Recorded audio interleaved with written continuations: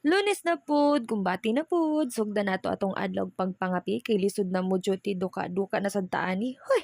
Anyway, kamusta inyong weekend guys? Nasulit ba ninyo inyong 1 or 2 days na rest? Ako nag-me time ra gyud ko. Tan-aw kay drama, batig kalagot, hila, katawa, kahadlok, kita ra gyud gibong-bongan ang ilang mga palabas no. Pero ganahan sad biya ta no? Ngano man na? So, mao din ni guys akong gamit na sleeve case or bag para sa akong laptop guys. Ganahan ko ani niya kay na siya quality niya na siya foam padding sa sulod niya. Nindot sad ang quality sa iyang zipper no. Bali duha yang zipper ani guys. So pwede rin mo siya isirado paingon di ari or pastaka paubos na siya.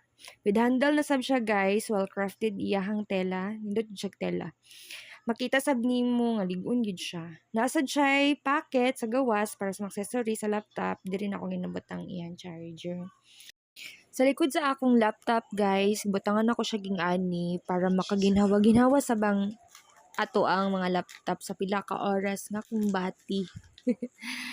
So, ayun, syempre, dili pwede mawala ang atong anti-radiation glasses from Lucene para sa atong mata nga grabe ka expose sa screen.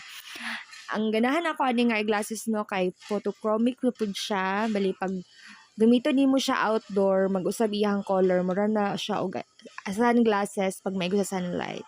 So, muna to siya, sug na tag trabaho, lagi na ta. Agoy, tama akong kape.